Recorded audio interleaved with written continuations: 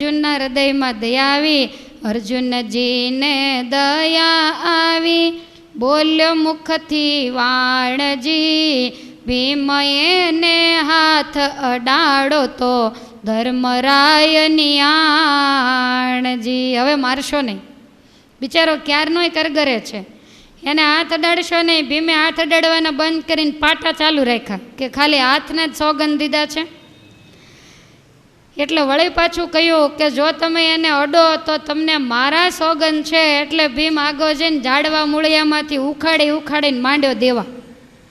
અડવાની ના પાડી, ઝાડવા મારવાની ક્યાં ના પાડી છે. અર્જુનને એમ થયું કે આ કોઈ વાતે નહીં સમજે. અર્જુન કે બધાય સોગંદ ફોક, તમને સારું લાગે એમ કરો. એટલે તરત જ જયદ્રથને બાંધી લીધો અને કહ્યું કે આને લઈ જઈને મોટા ભાઈને બતાવવા છે, જુઓ તમારા બનેવી. એટલે જયદ્રથને બાંધીને ખેંચીને ઉપાડ્યા. દ્રૌપદીએ પાણીના તુંબડા હતા એ ભરી ડુંગર ઉપર ચડ્યા. ધર્મરાજાએ દૂરથી જયદ્રથને જોયો. ધર્મએ બાળકોને પડ્યા મૂકીને દોટ કાઢી. જય અને જયદ્રથને બાજ ભરી લીધી કે અમારા બનેવી એ તો અમારે માટે પૂજની કહેવાય. આજ અમારા મહેમાન બનીને આવ્યા, મને પાવન કર્યો, પધારો મારી પર્ણકુટીમાં. બોલાને તો એટલી બધી શરમ લાગી કે પૃથ્વી જગ્યા દે તો સમાઈ જાઓ. ત્યારે ભીમસેન કહે છે કે મોટા ભાઈ, આ તમારા બનેવી સતી દ્રૌપદીનું અપહરણ કરવા માટે આવ્યા હતા. ધર્મરાજા કે હવે એને દુર્યોધનને મોકલ્યા હોય તો આવ્યા હોય, પહેલાં જલ્દી દ્રૌપદી પાણી લાવો. એટલે દ્રૌપદી જળના તુંબડા ભરીને લાવ્યા. તે આને બેસાડીને ચોળીને ધર્મરાજાએ સ્નાન કરાવ્યું અને પછી ભાવથી એની સાથે જમવા બેઠા. ત્યારે દ્રૌપદી કહે છે કે મહારાજ, હું આને પીરસીશ નહીં. આ જો મને લઈ ગયો હોત ને તો આ પાંચેય બાળકો મારા ટળવળીને મરી જાત. ધર્મરાજા કહે છે કે તમારે હું કહું એમ કરવાનું છે કે મન ધાર્યું કરવાનું? સતી કહે છે કે તમે કહો એમ કરવાનું. તો કે આને પીરસીને જમાડો, મારી આજ્ઞા છે.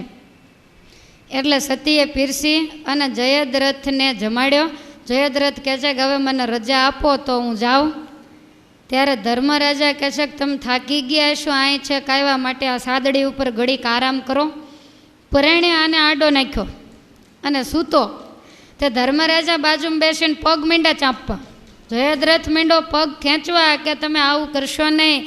ત્યારે ધર્મરાજા કહે છે કે મને મુશ્કેલી એ છે કે અમારા ચરણની રજ એવી દ્રૌપદીને તમે ખભે ઉપાડી, તમે કેટલું થાકી ગયા છો. માટે તમારો થાક ઉતારી ચરણ ચાંપીને પછી જ હું તમને અહીંથી રજા આપીશ. માટે અમારે તો તમારું પૂજન કરવું ઘટે, એને બદલે દ્રૌપદીને તમારે ઉપાડવી પડી. અને એમાંય મારો ભાઈ આ ભીમ મૂર્ખો, એણે પાટાથી તમારી પૂજા કરી. પણ મારે તમને એક પ્રશ્ન પૂછવો છે કે તમારી દુષ્ટ બુદ્ધિ નથી તો તમે આવું કામ કેમ કર્યું? ત્યારે જયદ્રથને તો ધર્મરાજાનો ભાવ જોઈને આંખમાંથી આંસુડાની ધાર થઈ કે દુનિયામાં ઘણાય સત્યવાદી નીતિવાળા હશે, પણ ધન છે કુંતીની કુખને કે જેની કુખે આવા રતન પાક્યા. આંખમાંથી મંડ્યા આંસુ પડવા. ધર્મરાજા કહે છે કે રડવાનું કાંઈ કારણ નથી, બતાવો તમારી આવી બુદ્ધિ કેમ થઈ. ત્યારે એણે કહ્યું કે દુર્યોધને મને 4 આની રાજની લાલચ આપેલી, દ્રૌપદીનું હરણ કરવા માટે આવ્યો તો. ધર્મરાજા કહે છે કે કોઈનું ધાર્યું થાય નહીં. પારકી સ્ત્રી ઉપર જે કુદ્રષ્ટિ કરે એને સુખ ક્યારેય હોય નહીં. તમે રાજ માટે થઈને આ કામ કર્યું, તમને એટલો વિચાર ન થયો કે અમે 42,000 દેશને પાટું મારીને અમે વનમાં નીકળી ગયા. તમારે તો ખાઈ પીવે એવું હતું. તમે જુઓ છો અમારે અહીં કંઈ ખાવા પીવાનું રહેવાનું નથી. અને તમે રાજ માટે થઈ અને આવું કામ કર્યું. પારકી સ્ત્રીનો સ્પર્શ કરવાથી પણ ભાવ બુદ્ધિથી કોઈ અડે તો એને પણ નરકની પ્રાપ્તિ થાય. અને કદાચ તમને 4 આની ભાગ આપે અને તમે રાજ ભોગવો તો તેથી કરીને શું તમારી આવરદા વધી જવાની હતી? કરેલા કર્મ તો આપણે જ ભોગવવા પડે. માટે શરીરના સુખ માટે થઈ, રાજ્ય અને વૈભોગના સુખ માટે થઈ અને ક્યારેય ડાયો માણસ પાપ ન કરે. હલકાની પાસે રહેવાથી પણ બુદ્ધિ ભ્રષ્ટ થાય. તમને કદાચ રાજ મળે તો 5 વર્ષ, 50 વર્ષ, 100 વર્ષ, પણ પારકી સ્ત્રીમાં હાથ નાખ્યો એ પાપને તમે કેટલાય વર્ષ ભોગવશો તોય પણ એનો છેડો નહીં આવે. માટે હે જયદ્રથ, આવું ખોટું કર્મ રાજ વૈભવ માટે થઈ ક્યારેય કરવું નહીં. અને જયદ્રથ, કદાચ પેટ ન ભરાય તો બહેતર છે કે આ પેટને ફોડી નાખવું. આત્મહત્યા કરીને મરવું, પણ પાપના પોટલા ક્યારેય બંધાય નહીં. જયદ્રથ કહે છે કે તમે મને ઉપદેશ આપ્યો, હવે પછી ક્યારેય આવું કામ હું નહીં કરું, પણ હવે મને શરમ લાગે છે, મહેરબાની કરીને મને અહીંથી રજા આપો. ધર્મરાજા કહે છે કે હવે ક્યારેય આવું કરશો નહીં, માટે હવે સુખેથી પધારો. એટલે જયદ્રથ ડુંગરેથી માંડ્યો નીચે ઉતરવા. ભીમસેનને એમ થયું કે મોટા ભાઈએ સેવા કરી, બધી સોંસરી કઢાવું. તો જયદ્રથ ઉતર્યો, ભીમસેન પાછળ ઉતર્યો અને ભીમસેનના પગનો ધમ ધમ અવાજ આવ્યો. જયદ્રથે પાછું વાળીને જોયું, ખબર પડી ગઈ કે હમણાં પહોંચશે. બૂમ પાડી કે ધર્મરાજા વારે દોડજો, આ ભીમસેન મને મારી નાખશે. ધર્મ તરત ઝૂંપડીમાં જ બહાર આવ્યા. ભીમને કહે છે કે તું ક્યાં જાસ? તું કે હું તો વનમાં ફરવા માટે જાઉં છું, મારી ગદા ભૂલી ગયો છું, લેવા માટે જાઉં છું. ત્યારે ધર્મરાજા કહે છે કે આપણા બનેવીને જો હાથ અડાડ તો તને મારી આણ છે. ભીમસેન કે આવું પત્યું, જવા દો, એના પુણ્ય હશે જે થયું તે. જયદ્રથ પોતાના રથ આગળ આવીને સારથીને કહે છે કે હવે રથ જોડ, આપણે હસ્તિનાપુર ભેગા થઈએ. સારથી કહે છે કે દ્રૌપદીને ન લાવ્યા? તો કે એને તો પહેલી હસ્તિનાપુરમાં મોકલી દીધી છે. હવે હસ્તિનાપુર બાજુ જાય, એમાં રસ્તામાં એને વિચાર આવ્યો કે ભીમસેનથી કાંઈ ન થાત, એને તો મેં નાગપાશ મંત્રથી બાંધી દીધેલો, પણ આ કામ માત્ર બધા અર્જુનના છે. મને રાજ મળે તો એમાં અર્જુન આને ઉપદેશ ટકે ખરો? આવા જે હલકા પાત્ર હોય ને એને તળિયે મોટા મોટા કાણા હોય, તો જેટલો ઉપદેશ નાખો આંધળું વણે અને પાછળ પાડું ચાવે, આવી દશા થાય. હવે આટલો ધર્મરાજાએ ઉપદેશ આપ્યો, તોય પાછો એવો વિચાર થયો કે મને રાજ ન મળ્યું અને એમાં અર્જુન આડો આવ્યો, માટે શંકર ભગવાન ઉપર તપ કરી અને મારા હાથે અર્જુનનું મોત માગી લઉં. તો વચ્ચે રાત ઊભો રાખીને તપ કરવા બેઠો. શંકર ભગવાન પ્રસન્ન થયા. પ્રસન્ન થઈને કહે છે કે જે જોઈએ તે માગ. અને એ વખતે જયદ્રથ પગે લાગીને કહે છે કે મારા હાથથી અર્જુનનું મૃત્યુ થાય આવું તમે મને વરદાન આપો. ત્યારે મહાદેવજી ત્યાં ઉચ્ચરે, અર્જુનને હાથે તું મરે. જા, મારો આશીર્વાદ છે કે અર્જુનના હાથે તારું મૃત્યુ થશે. પડ્યો જયદ્રથ ને વેમ, આવું અવળું બોલિયા કેમ? ત્યારે બોલિયા ત્યાં ત્રિપુરારી, કરી હરણ તે તો એની નારી. એના અવગુણ કરી એમ માગે, તેથી મુજને તો માઠું લાગે. તેની સ્ત્રીનું અપહરણ કર્યું, એટલા માટે એણે બાણ માર્યું. અને છતાંય તું અર્જુનનો દોષ જુએ છે, આ વાત મને જરાય ક્યાંય ગમી નથી. આવું તપ કરીને પાપીએ પોતાનું મોત લઈ લીધું. જયદ્રથ કહે છે કે હું કાંઈ ઝૂકીશ નહીં, ગમે એમ કરો, બાકી તમારી આગળથી વરદાન લીધે છૂટકો કરીશ. તમને જે ફાવે તે વરદાન આપો. ભગવાન કે એક તો અપાઈ ગયું, હવે બીજું કહેતો આપું. જયદ્રથ કહે છે પણ હવે અવળું નહીં, હવે સવળું વરદાન આપો. ત્યારે મહાદેવજી એવું કીધું કે યુદ્ધને જ્યારે 18મો દિવસ હશે તે દિવસે તારે હાથે પાંડવો થોડાક તારા ખાળા ખળશે અને પાછા વળશે, પણ આગળ આપેલું વરદાન એ પણ સત્ય થશે. તને એવું લાગે છે કે હું પાંડવોને જીતી જઈશ, પણ અંતે અર્જુનના હાથે જ તારું મોત થશે. આના સિવાય બીજો કોઈ રસ્તો નથી. તરત જ રથારૂઢ થઈ અને હસ્તિનાપુર આવ્યો. અને આ બાજુ કર્ણ, દુર્યોધન બધા હરખે બેરા સામા આવ્યા. આવીને કહે છે કે દ્રૌપદીને ન લાવ્યા? અને જયદ્રથને ક્રોધ ચડ્યો. ભીમે હાડકા ભાંગી નાખ્યા, એ તો કાંઈ પૂછતો જ નથી. એનો જ એકલો સ્વાર્થ ગાયા કરે છે. એટલે કહે છે, રીસ કરીને કહે છે કે તારા ઘરે કેદુની દ્રૌપદીને મોકલી દીધી, એને આગળ મોકલી, અમે પાછળ આવ્યા છીએ. ત્યારે દુર્યોધન કહે છે કે મારે આગળ તો કોઈને મોકલ્યા નથી, મેં તો ક્યાંય દ્રૌપદીને જોઈ નથી. ત્યારે રીસનો માર્યો જયદ્રથ એવું બોલ્યો, ગાંધારીને દ્રૌપદી માનજે જા. આને વાગેલું બરાબર, પછી આ તો ખીજાય જ ને. આને એટલો બધો ક્રોધ ચડ્યો, વિચાર કરે છે કે આને મારે જવાબ શું દેવો. સીધી જબરજસ્ત જેને ગાળ કહેવાય એવી ગાળ દીધી. સતીની લાજ લેતા પોતાની જ જ્યારે લાજ ગઈ, આને નીચું જોવા જેવું થયું. થોડાક દિવસ બધી આશા મૂકી અને નિરાશ થઈ પોતે બેસી રહ્યો છે. વૈશંપાયન મુનિ કહે છે કે હે જન્મેજય રાજા, પાંડવો દ્રવિત વનની અંદર રહે છે. રહ્યા પાંડવો દ્રવિત વન રે, એવે શું થયું ત્યાં એક દન રે. રહ્યા પાંડવો દ્રવિત વન રે, એવે શું થયું ત્યાં એક દન રે. બોલ્યા અર્જુન પડીને પાય રે, તમે સાંભળો ને ધર્મરાય રે. બોલ્યા અર્જુન પડીને પાય રે, તમે સાંભળો ને ધર્મરાય રે. આપો આજ્ઞા તૈયાર થાવું રે, આપો આજ્ઞા તૈયાર થાવું રે. વિદ્યા ભણવા હું સ્વર્ગે જાઉં રે, હો વિદ્યા ભણવા હું સ્વર્ગે જાઉં રે. મારા ઇન્દ્ર પિતાની પાસ રે, કરી આવું વિદ્યાનો અભ્યાસ રે. મારા ઇન્દ્ર પિતાની પાસ રે, કરી આવું વિદ્યાનો અભ્યાસ રે. ધર્મે આંસુ આણ્યા તે હસમે રે, ધર્મે આંસુ આણ્યા તે હસમે રે. તુજ વિના મોને કેમ ગમે રે, હો તુજ વિના મોને કેમ ગમે રે. રહ્યા પાંડવો દ્રવિત વન રે, શું થયું ત્યાં એક દન રે, હો એવે શું થયું ત્યાં એક દન રે.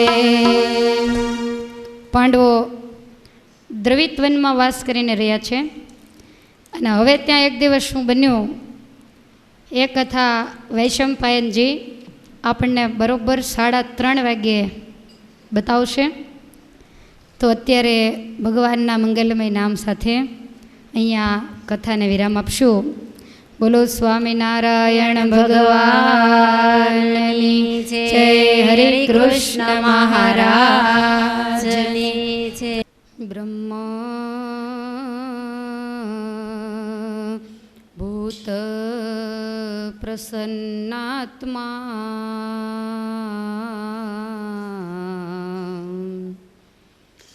ન શોચતિ ન કાંક્ષતિ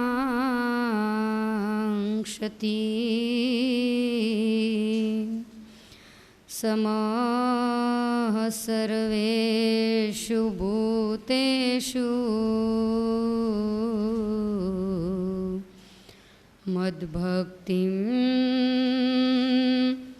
લભતે પરામ.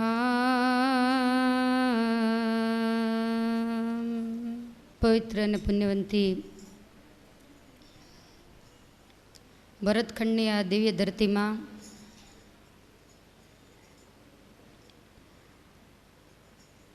ભરતખંડના હૃદય સમા સોહામણા સૌરાષ્ટ્ર પ્રાંતમાં અને એમાંય સુંદર કાઠિયાવાડની આ ધરતી કે જેમાં સર્વાવતારી સ્વામિનારાયણ ભગવાને પોતાના કાયમી બેસણા કર્યા છે, એવા પવિત્ર સ્થાનમાં જન્મ અને કર્મને પામી માણસ બળભાગી બને છે. મનુષ્યનો જન્મ મળવો એના કરતાંય કયા સ્થાનમાં મળવો એ વધારે મહત્ત્વનું છે. ઘણા જન્મના જ્યારે સુકૃત ઉદય થાય ત્યારે આવા પવિત્ર સ્થાનમાં મનુષ્યનો જન્મ મળે. કોઈ મોટા પુરુષોની પૂર્વે સેવા કરી હોય, એના આશીર્વાદ મેળવ્યા હોય, કોઈના અણધાર્યા આશીર્વાદના ભાગીદાર આપણે બન્યા હોઈએ તો જ આવા પવિત્ર સત્સંગની પ્રાપ્તિ થાય છે. ઘણાને સત્સંગ કરવાની ઈચ્છા હોય, એમાં કેટલી બધી મુશ્કેલીઓ આવતી હોય, જેણે કરી અને પૂરો સત્સંગનો લાભ ન લઈ શકે. ઘણાને આંતરિક મુશ્કેલીઓ આવતી હોય, અંદરના અંતરશત્રુઓ, આળસ, કામ, ક્રોધ, લોભ, નિદ્રા, આવું બધું આડખીલી રૂપ બને. ઘણી વખત આવો સરસ મજાનો જ્યારે પ્રસંગ હોય ત્યારે આપણું શરીર દુશ્મન બને અને એવી કંઈક બીમારી આવે. ચાલતા ચાલતા કંઈક લપસી ગયા અને પડી ગયા તો અત્યારના તો હાડકાં એવા તરત પથારી જ આવે. એ તો આપણે ભીમસેનની કુસ્તી જોઈએ ત્યારે એમ થાય કે હાડકાં લોઢામાં જ બનાવ્યા હશે કે શું. આટલું સહન કરે અને છતાંય પથારી કરીને સૂતા હોય એવું આપણે નથી સાંભળ્યું. દ્રૌપદીજીને આટલો બધો માર પડ્યો, તરત ને તરત વસ્ત્રો બદલી અને વનમાં ચાલતા થઈ ગયા. ભગવાન ભજવામાં આપણને ઘણું બધું બાધારૂપ બનતું હોય છે. અમુક આફતો, આ પડી જવું, એ તો બધી કુદરતી આફત છે, પણ આપણા મનની નબળાઈ આપણે પોતે જ ઊભી કરેલી આફત છે. પોણા ભાગની વ્યક્તિઓ એવી હોય કે પોતાની મનની નબળાઈને હિસાબે કથામાં જાય તો એને સમજાય, ન સમજાય એવું નહીં, એને આનંદ પણ આવે, એને કંટાળો પણ આવે, પણ ઘરે ગયા પછી પાછા બદલી જાય કે હવે કાલ નથી જવું. તો આનું કારણ તમને કાંઈ સમજાણું? અહીંયા કાંઈ એને માર પડ્યો હોય તો વળી ઠીક છે કે ભાઈ કૌરવોને ભેગો આપણને પડ્યો, એવું તો કાંઈ છે નહીં. અહીંયા બેસી અને 5 પરમેશ્વરના નામ લઈએ, ભગવાનના ભક્તની કથાઓ અને ગાથાઓ સાંભળીએ, પણ છતાંય સ્વભાવ અને પ્રકૃતિ પણ ભગવાનના ભજનમાં આડખીલી રૂપ બનતા હોય છે. સારા કામમાં 100 વિઘ્ન એવું આપણે માનીએ છીએ. તો આવું હું એવું માનું છું કે મનુષ્ય જીવનનું મોક્ષનું ભાતું બંધાતું હોય એનાથી સારું કામ દુનિયામાં બીજું કોઈ નથી. તમને ભલે લગ્ન લાગતા હોય, તમારા ઘરે પ્રસંગ હોય ને તમારો જે ઉછરંગ હોય એવો ક્યારેય ભજન સત્સંગમાં નથી હોતો, પણ ત્યાં તમારી ભૂલ થાય છે. આના જેવો આનંદનો બીજો કોઈ પ્રસંગ ન હોઈ શકે કે ત્યાં સહેજે કોઈ પણ પ્રકારની ચિંતા વગર કથા ક્યાંથી કેમ લઈ જાવી, શું બોલવું, એ કાંઈ તમારે તો ચિંતા છે નહીં. લાઇટ વહી જાય તોય તમે તો આરામથી બેસશો, ધૂન ગવડાવે તો વળી ગાઓ, અને નહીંતર સામું જોઈને, અને એનાથી વધારે જો છૂટ આપે તો તમે કથા ચાલુ કરી દો અંદરો અંદર. બાકી બીજી કોઈ ચિંતા તમારે નથી, એકદમ શાંતિથી સંભળાય. તો લગ્નમાં એવું હોય, કેટલી બધી જવાબદારીઓ લઈને અત્યારે તમને રાત્રે ઊંઘ ના આવે એવું થાય છે.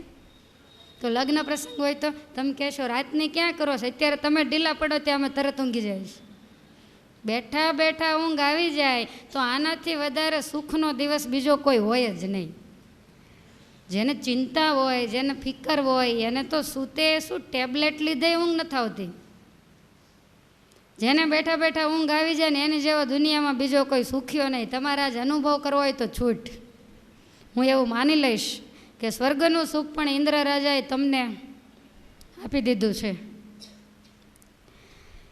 તો મારે કહેવાનો મતલબ માત્ર એટલો જ છે કે આવો સુયોગ જ્યારે આપણને આપ્યો હોય, કુદરતે હાથ પગ આપણા સારા હોય, શરીર સારું હોય, કાન સારા હોય, નહીંતર આપણે નથી 2-3 માજી આવતા તો એ સ્ટીરિયા આગળ કાન રાખે ને તોય એને ન સંભળાય. મને તો એવું જ થયું કે સ્ટીરિયા આગળ રાખીને જ ફૂટી ગયા હશે, કેટલો સ્ટીરિયા પાસે અવાજ આવે. તો આવું જ્યારે થઈ જાય ત્યારે આપણે શું કરશું? ભગવાને જ્યારે યોગ આપ્યો જ છે ત્યારે ખબરદાર થઈ, ખટકો રાખી, કામકાજ પ્રવૃત્તિઓમાં ઉતાવળ રાખી અને આપણું મોક્ષનું સાધન આપણે જરૂર કરી લેવું. મહાભારતની કથા એ વસ્તુ આપણને સમજાવવા માગે છે. કોઈ પણ શાસ્ત્ર ખોલો તો એનો અર્ક એ જ નીકળે કે આ જગતની આદિ વ્યાધિ અને ઉપાધિમાંથી બચવા માટે જીવાત્મા સત્સંગનો આશ્રય લે. બસ આ જ એક અર્થ નીકળે છે. અને જેટલાએ સત્સંગનો આશ્રય લીધો છે એ બધાના હૃદય ટાઢા થયા છે. વૈશંપાયન મુનિ જન્મેજય રાજાને એટલા માટે જ આ કથા સંભળાવે છે કારણ કે રાજાના હૃદયમાં પણ અગ્નિ સળગે છે, કારણ કે એને બ્રહ્મહત્યા લાગી છે. આપણે તો જુઓ એ નિરાજ છે. બ્રહ્મહત્યાનું પાપ એને ટાળવા માટે રાજા કથા સાંભળવા માટે બેઠો છે. આપણે તો સહજ સ્વભાવે ઠાકોરજીને રાજી કરવા માટે બેઠા છીએ. પાંડવોને વનવાસ મળ્યો છે અને એ વન પર્વની સુંદર કથા આવે છે. વનની અંદર જવા છતાંય એને દુષ્ટ દુર્યોધને ક્યાંય પણ શાંતિ લેવા દીધી નથી. વારંવાર કોઈને ને કોઈને પાછળ મોકલી અને સત્યવાદી પુરુષોને પીડવાનો પ્રયાસ આ પાપીઓએ કર્યો છે. ઠેક ઠેકાણે તમને દુર્યોધનની દુષ્ટતા દેખાય, એની સામે 100 ગણી ધર્મરાજાની આપણને ભલાઈ દેખાય. ભલા સામે તો આખી દુનિયા ભલી બને, પણ બુરાઈની પરાકાષ્ઠાની સામે જ્યારે માણસ ભલો બને ત્યારે જ એના ગુણ શાસ્ત્રોની અંદર ગૂંથાય છે. પહેલાં તો ઇન્દ્રના મહાદેવે જ્યારે મેળો હતો ત્યારે પોતે દુર્યોધન પાંડવોને દુઃખી કરવા માટે આવ્યો અને ત્યારબાદ કામિક નામના દૈત્યને મોકલ્યો જે પાંડવોને ગળી ગયો. ભગવાને આવીને રક્ષા કરી. ત્યાર પછી દુર્યોધનનો બનેવી જયદ્રથ જેણે આવી અને દ્રૌપદીનું હરણ કર્યું.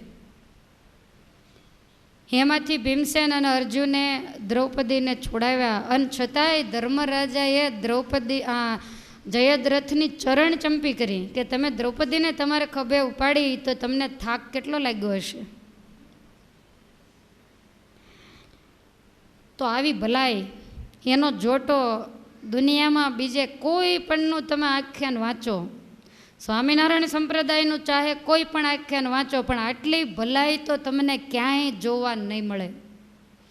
અને એટલા માટે જ એનું મૂળ નામ યુધિષ્ઠિર છે, પણ આપણે એને ક્યારેય યુધિષ્ઠિર કહેતા જ નથી. એને ધર્મ કહીને જ બોલાવીએ. મૂર્તિમાન હાલતો ચાલતો ધર્મ છે. જ્યારે જન્મ થયો ત્યારે નારદજીએ ભવિષ્ય વાંખેલું કે એટલો બધો દયાળુ ને દાતાર થશે, દુશ્મનનું દુઃખ પણ એ ક્યારેય સહન નહીં કરી શકે. અને આજે ભવિષ્ય ભાખેલું એને ધર્મરાજાએ સાર્થક કર્યું છે. વૈશંપાયન મુનિ કહે છે કે જન્મેજય જયદ્રથને ઘણો ઉપદેશ આપી ધર્મરાજાએ વળાવ્યો.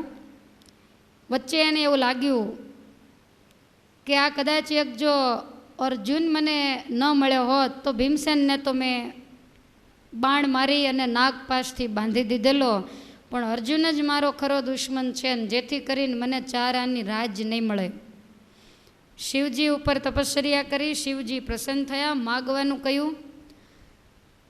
ત્યારે એવું માગ્યું કે મારે હાથે અર્જુનનું મૃત્યુ થાય. શંકર ભગવાન કહે છે કે અર્જુનના હાથે જ તારું મૃત્યુ થશે. પેલો કહે છે કે આવું અવળું કેમ બોલ્યા? શંકર ભગવાને ગલ્લા ટલ્લા કરી અને સમજાવી અને અર્જુનને હાથે એનું મૃત્યુ નિશ્ચિત કરી એને મોકલી દીધો છે.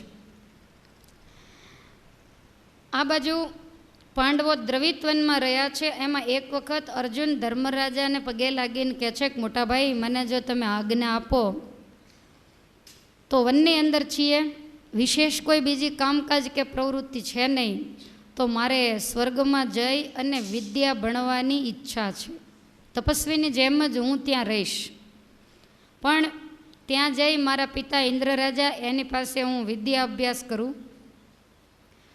ત્યારે ધર્મરાજાની આંખમાં આંસુ આવી ગયા કે અર્જુન, તારા વિના અમને આ વનની અંદર ગમશે નહીં, કારણ કે જાજી મારી સેવા તો તું જ કરે છે. જ્યારે મને કાંઈ પણ જરૂર હોય, કાંઈ વસ્તુ લાવી દેવી હોય, ગમે ત્યારે ધર્મરાજા બોલાવે એટલે પહેલો જ હોંકારો અર્જુનનો હોય. ઘરની અંદર આવી વ્યક્તિ હોય એ જાય ત્યારે બધાને બહુ ખટકે. તમને તમારી દીકરીઓ ખટકે છે એનું કારણ જ એ છે, કારણ કે દીકરાને તમે કેટલી બૂમો પાડો તોય હલે છે નો. પિતા બહારથી આવ્યા હોય તો પાણીનો ગ્લાસ પહેલી હંમેશા દીકરી જ લઈને આવે. પિતાના મોઢા ઉપર ગમે તે પ્રકારની ઉદાસી હોય એને દીકરો કોઈ દિવસ વાંચી શકતો નથી, એને હંમેશા દીકરી જ વાંચી શકે. અને એ જ્યારે જાય ત્યારે તમને એટલું બધું રડવું આવે. છોકરો રસોડું લઈને સુરત જાય ત્યારે તમને જરાય નથી રડવું આવતું કે ક્યારેક મેળ પડશે તો કેરીઓ જમવા જાશું, નહીંતર અહીં મોકલશે ને ખાશું, પણ રોજની બળતરા તો ગઈ. દીકરી જાય ત્યારે એમ થાય છે કે રોજની બળતરા ગઈ એમ. ત્યારે મા બાપને બહુ દુઃખ થાય, કારણ કે જે સમરે હોંકારા દે અને જીભ વળે એમ જેનું શરીર વળે એ ઘરમાં બધાને દીકરાની વહુ એવી કઈ આગ્રહી હોય તો એ વાલી લાગે, એની સાથે કાંઈ દુશ્મનાવટ નથી. તો ધર્મરાજા કહે છે કે તું જાય તે મને ગમે નહીં, અને ભીમસેન તો સવારે મોડો ઉઠે અને કામ બતાવવું તો એનામાંથી પરવારે સ્નાન કરવા જાય તો એટલી વાર લગાડે, ધ્યાન કરવા બેઠો હોય તો એટલી વાર લગાડે, પૂજા કરવા બેઠો હોય તો બપોરે ઊભો થાય, અને પરાણે જો એને ઊભો કરીને કંઈક કામ ચીંધીએ તો એ કેટલુંય બબડે ને પછી કામ કરે. ત્યારે સહદેવજી તો વળી એવા કે એને તો બપોર સુધી પૂજા જ હાલતી હોય. બપોરે એની માળા ને પૂજા ને એ બધું પૂરું થાય અને પછી કાંઈક એને એમ થાય કે હવે કામકાજ કરું, અને વળી કાંઈક એવું બહાર જવાનું કામ બતાવવું એટલે એ તરત ટીપણું કાઢીને જોવા બેસે ચોગડિયું કયું ચાલે છે. જો ચોગડિયું નબળું હોય તો કે મોટાભાઈ હમણાં 1 કલાક જવા દો ને, અત્યારે ચોગડિયું સારું નથી, આ બાજુ જાઓ તો ફલાણો કાળ છે ને પેલી બાજુ જાઓ તો ફલાણો કાળ છે. આ જોશી એટલે એ પણ મને એટલો કામ ન લાગે. અને નિકુળને કાંઈ પણ બતાવું તો એ ઘડીક માથામાં ફૂલડા ખોસે ને ઘડીક ડોકે ખોસે. વર્ણાગ્યો ખરો ને, એને શણગાર સજવાની ઈચ્છા બહુ. વનમાં કાંઈ ઘરેણા તો હોય નહીં એટલે જુદા જુદા ફૂલડાઓ તોડી તોડીને શણગાર કર્યા કરે. એ પણ જલ્દી જવાબ દે નહીં. અને દ્રૌપદી તો તરત જ જે બતાવવું એ કામ કરે, પણ એનું રૂપ એવું પીડાકારક છે કે એને એકલી મુકાય નહીં. મૂકીએ તો વારંવાર એના ઉપર જોખમ આવીને ઊભું રહે. માટે અર્જુન તને હું વિદ્યા ભણવા માટે નહીં જવા દઉં એમ કહીને ધર્મરાજાની આંખમાં આંસુ આવી ગયા. ત્રણેય ભાઈઓને પણ બહુ દુઃખ થયું. ત્રણેય ભાઈઓ હાથ જોડીને કહે છે કે મોટા ભાઈ તમે અર્જુનને વિદ્યા ભણવા માટે જવા દો. જે રીતે અર્જુન સેવા કરે છે એ જ રીતે અમે ત્રણેય તમારી સેવા કરશું. ભીમસેન અર્જુનને કહે છે કે તારી ઈચ્છા હોય તો જા, નહીંતર અમે વિદ્યા નથી ભણ્યા તોય અમારી જિંદગી તો આ જાય જ છે ને, તમારી બધાની નથી જાતી. સહી કરવાનું કે એટલે તરત સિક્કો બતાવે, છતાં જિંદગી પૂરી થઈ જ ગઈ. એટલે ભીમસેન કહે છે કે અમે નથી ભણ્યા તોય જીવીએ છીએ, તારે જવું હોય તો જા, ઈચ્છા ન હોય તો કાંઈ નહીં. અર્જુન કે મારી ખૂબ ઈચ્છા છે પણ તમે તોફાન ન કરો અને મોટાભાઈ કે એમ કરો તો હું જાઉં. ત્રણેય ધર્મરાજાને કહ્યું કે અર્જુનને આજ્ઞા આપો, અમે તમારી તમામ સેવા કરશું.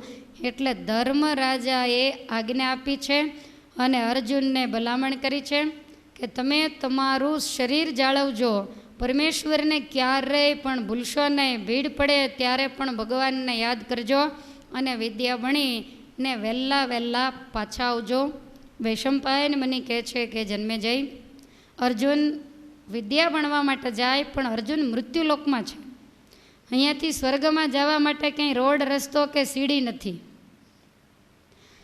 વિચાર કરે કે કઈ રીતે સ્વર્ગમાં જવું. થોડા આગળ જતાં એક ભયંકર વન આવ્યું અને વનની અંદર એક શિવાલય જોયું. વિચાર્યું કે તપ કરી શંકર ભગવાનને પૂછ્યું કે મારે સ્વર્ગમાં કઈ રીતે જવું. અર્જુનજીએ હાથમાં જપમાળા લઈ અને ઊંધે માથે શંકર ભગવાનની તપશ્ચર્યા ચાલુ કરી અને એમાં નારદજી નીકળ્યા એટલે વિચાર કરે કે અર્જુન તપ કેમ કરતો હશે.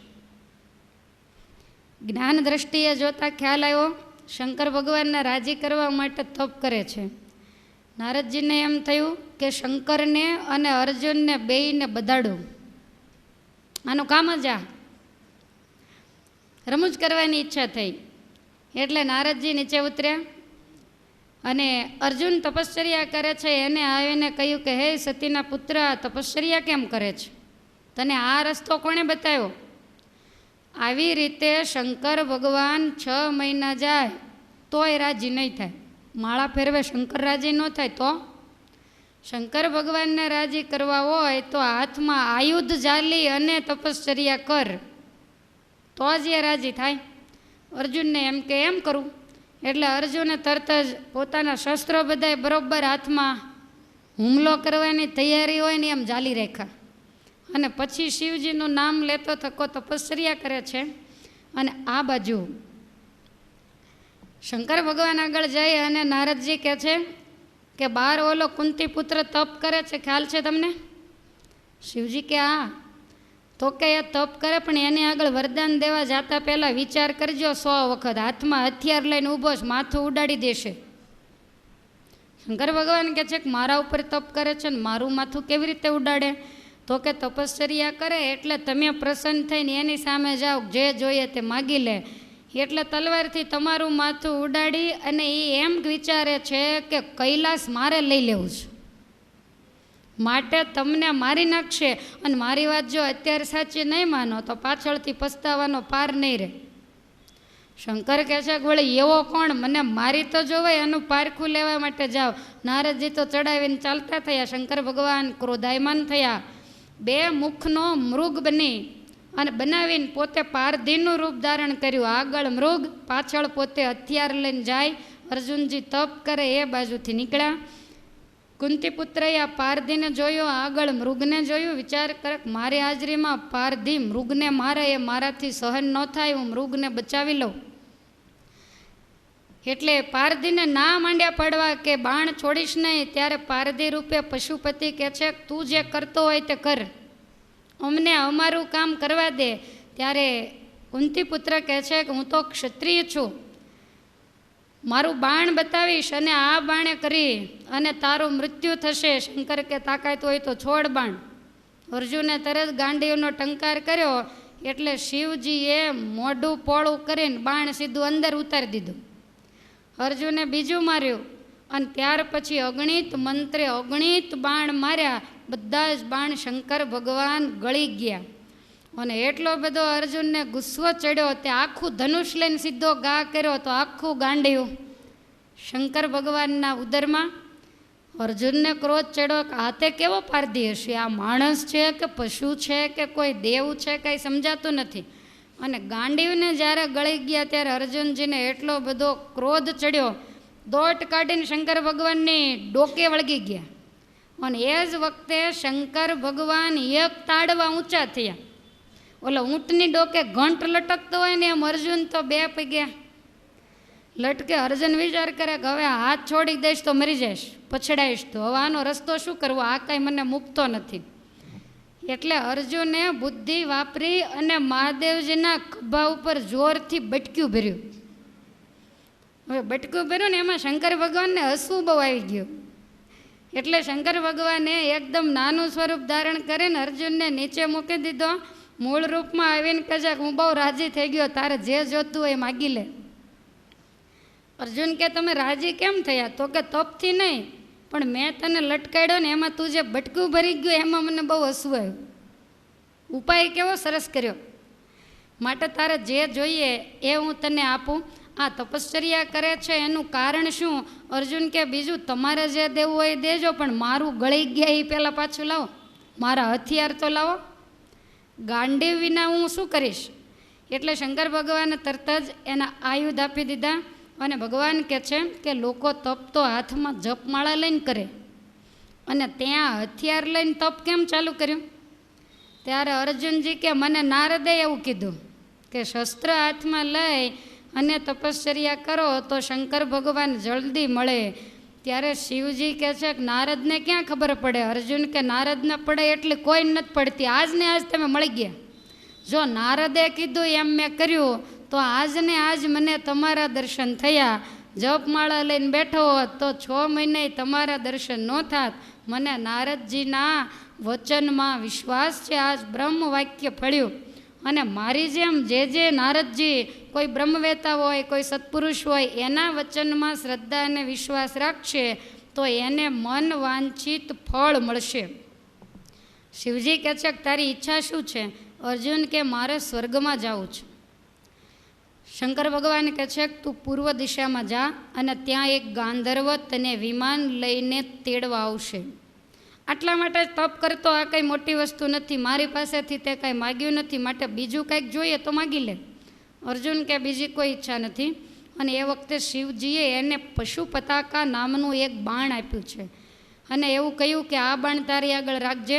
જે દિશામાં તું આ બાણને છોડીશ, ચાહે બ્રહ્મા હોય, વિષ્ણુ હોય કે હું હોઉં, તોય મસ્તક ધડથી જુદું થઈ જાય એટલી આને અંદર તાકાત છે. પણ એક જ વખત આ કામ કરશે, પછી મારી પાસે એ આવી જશે. માટે બહુ આકરો સમય આવે, અતિ મુશ્કેલી જ્યારે આવે ત્યારે જ તું આ બાણનો ઉપયોગ કરજે. અર્જુને પ્રસન્ન થઈ બાણ પોતાના ભાથામાં મૂક્યું. શિવજી અદૃશ્ય થયા. શંકર ભગવાને પોતાના ગણને ઇન્દ્રપુરીમાં મોકલ્યા અને અર્જુનને તેડી લાવવા વિશે ઇન્દ્ર રાજાને વાત કરી. ઇન્દ્ર કહે છે કાંઈ વાંધો નહીં. ગણો વિદાય થયા. ઇન્દ્રને મનમાં એમ થયું કે હું તો દેવ છું અને અર્જુન છે એ માણસ છે, ભલે મારો દીકરો પણ મૃત્યુલોકમાં છે. અને આ સ્વર્ગની અંદર લવશ અને કવશ નામના 2 દૈત્યો છે. અને એ દૈત્યો વારંવાર એટલો બધો ઉપદ્રવ કરે, વારંવાર યુદ્ધ વગેરે કરે. તો એમાં અમે દેવો એટલે અમે અમર કહેવાઈએ તો અમને કાંઈ ન થાય, પણ અર્જુન તો મૃત્યુલોકનો, એને મારી નાખ્યો હોય તો મને લાંછન લાગે કે સ્વર્ગમાં આટલા દિવસ ભણવા માટે આવ્યો તોય બાપ એને સાચવી શક્યો નહીં. મારી કિંમતના કાંકરા થાય, માટે મારે એને સ્વર્ગમાં કેવી રીતે લાવવો? વળી વિચાર થયો કે પોતે કેવો પરાક્રમી અને બળવાન છે, તો લે હું એની પરીક્ષા કરું. એવું વિચારી અને ઇન્દ્ર મહારાજ વાનરનું રૂપ ધારણ કરી અને મૃત્યુલોકમાંથી સ્વર્ગમાં જવા માટે જ્યાં વિમાન મોકલવાનું છે એ જગ્યાએ બહુ મોટી ઊંડી નેળ છે. એ નેળ સોંસરો અર્જુન શંકર ભગવાને બતાવ્યો, એ રસ્તે ચાલ્યો જાય છે. અને એ નેળ ઉપર આ વાનર આવી અને 2 બાજુ આમ એક પગ પોળો કરીને ઊભો રહી ગયો. અર્જુન અંદર ચાલ્યો જાય, અર્જુન તરત ઊભો રહી ગયો અને અર્જુન કહે છે કે વાનરરાજ મારો રસ્તો કેમ રોક્યો છે? વાનરના વેશમાં ઇન્દ્ર કે તારો રસ્તો કોણે રોક્યો? વચ્ચે નીચે કેટલી જગ્યા છે, નીકળી જાને. ત્યારે અર્જુન કહે છે કે હું ઇન્દ્રપુત્ર છું, માટે ક્યારેય કોઈના 2 પગ વચ્ચેથી હું નીકળું નહીં, માટે મને રસ્તો આપી દે. છતાંય પેલો વાનર જ્યારે ખસ્યો નહીં ત્યારે આણે તરત જ ગાંડીવની ઉપર બાણ ચડાવીને જ્યાં ટંકાર કર્યો એ જ વખતે ઇન્દ્ર મહારાજા અદૃશ્ય થયા. નક્કી થયું કે દીકરો પાણીદાર છે, વાંધો નહીં આવે. તો તરત જ ગાંધર્વને કહી અને વિમાન મોકલ્યું છે. અને એ વિમાનમાં નર પોતે બેઠા સ્વર્ગમાં ઇન્દ્રપુરી આવ્યા. શચી અને ઇન્દ્રને જઈ અને વંદન કર્યા છે. ઇન્દ્રએ આવકાર આપ્યો કે પુત્ર તપસ્વીના વેશમાં છો અને આ ઇન્દ્રપુરી છે, માટે આવા વસ્ત્રે મારે ઘેર તું રહે તો મને શરમજનક લાગે. માટે આ વલકલ વસ્ત્રોને ઉતારીને સુંદર વસ્ત્ર અને શણગાર ધારણ કરો, સ્વર્ગના સુખ વૈભોગને ભોગવો. ત્યારે અર્જુન કહે છે કે પિતાજી હું ભણવા માટે આવ્યો છું, મારા ભાઈઓ વનની અંદર દુઃખ વેઠે અને અહીંયા હું સારા વસ્ત્ર શણગાર પહેરીને રહી શકું નહીં. હું માત્ર ભાજી અને રોટલો જમી ભોંય ઉપર સાદડી પાથરી અને શયન કરીશ અને મારે જે ભણવાની છે વિદ્યાને હું ભણીશ. ઇન્દ્ર કહે છે કે તમને જેમ યોગ્ય લાગે એમ કરો. ઇન્દ્રપુરીમાં અર્જુન રોકાયા. સ્વાદ રહિત જમે છે, એકદમ અલ્પ નિદ્રા કરે છે, સાદડી નાખી નીચે સૂવે, નિત્ય વિદ્યા ભણે છે. સ્વર્ગની અંદર અર્જુન છે, વનની અંદર ભાઈઓ છે. હસ્તિનાપુરમાં સુભદ્રા, અભિમન્યુ અને કુંતાજી આખો પરિવાર વેર વિખેર થઈ ગયો છે. દેશ પ્રદેશની અંદર એવી વાતો મંડી થવા કે દ્યુતવિદ્યામાં ધર્મરાજા બધું જ હારી ગયા, કૌરવોએ બધું લઈ લીધું અને પાંડવો ભિખારી જેવા બનીને વનમાં ફરે છે. વળી નિયમ એવો કર્યો છે કે 13મું વર્ષ ગુપ્ત રહેવું ને એમાં પકડી પાડે તો વળી 12 વર્ષ વનવાસ, તો 5 પાંડવો, 1 દ્રૌપદી, આ 6 જણા તો 12 મહિના ગુપ્ત કેવી રીતે રહી શકે? માટે વળી પાછા પકડાઈ જશે ને વળી પાછા વન જશે, આમ નામ એની જિંદગી પૂરી થઈ જશે. આવી દેશ દેશાવરની અંદર વાતો ચાલે છે કે એની આગળ હવે રાજ પાટ પૈસો પૂંજી કોઈ વસ્તુ નથી. અને વારંવાર રાજાઓ જ્યારે આવી વાત કરવા માંડ્યા ત્યારે દ્વારિકામાં બલદેવજી મહારાજને મંડી ચિંતા થવા. મને કાંઈ ખબર નહીં, જ્યારે રાજસુ યજ્ઞમાં પાંડવોનો જય જયકાર થયો ત્યારે મેં મારી સુરેખાના ચાંદલા અભિમન્યુની સાથે કર્યા, તો હવે તો પાંડવો કોઈ છે નહીં અને મારી દીકરી પણ યુવાન થઈ ગઈ છે, તો હવે તો લગ્ન કરવાનો સમય આવી ગયો, તો અભિમન્યુની સાથે લગ્ન કેમ કરવા? કારણ કે એને કોઈ આધાર નથી અને મારી દીકરીને સાવ ગરીબડા રાંકા માણસની સાથે મારે એકની એક પાલક પુત્રી છે, તો એને હું કેવી રીતે પરણાવું? વૈશંપાયન મને કહે છે કે જન્મેજય, હવે હું તને સુરેખા હરણની પવિત્ર કથા સંભળાવું છું. સુરેખા હરણનું વર્ણન કરું, જેમાં કૃષ્ણ તણા છે ચરિત્ર, ભક્તના સૂતને સહાય કીધી એ કથા છે પરમ પવિત્ર. આમાંથી લેવાનું છે શું એ મેં તમને બતાવ્યું. આની અંદર બધું હસવાનું બધું ઘણું આવશે, રડવાનું, પણ એમાંથી આપણે શું લેવાનું છે કે ભગવાને પોતાના ભક્તના પુત્રનું પણ જવા દીધું નહીં, એની ટેક ભગવાને રાખી. જેટલા કપટ કરવા પડ્યા પોતાના સગા ભાઈની સાથે કપટ કર્યા, પણ ભગવાનને પક્ષ હંમેશા ભક્તનો રાખ્યો. એણે સગા ભાઈનો પક્ષ રાખ્યો નથી, એવો ભક્ત ભગવાનને વહાલો છે. એ આ કથાનો સાર છે. પાંડવો વનમાં ગયા છે. અભિમન્યુ વિદુરજીને ઘેર કુંતા અને સુભદ્રાની સાથે આનંદથી રહે છે.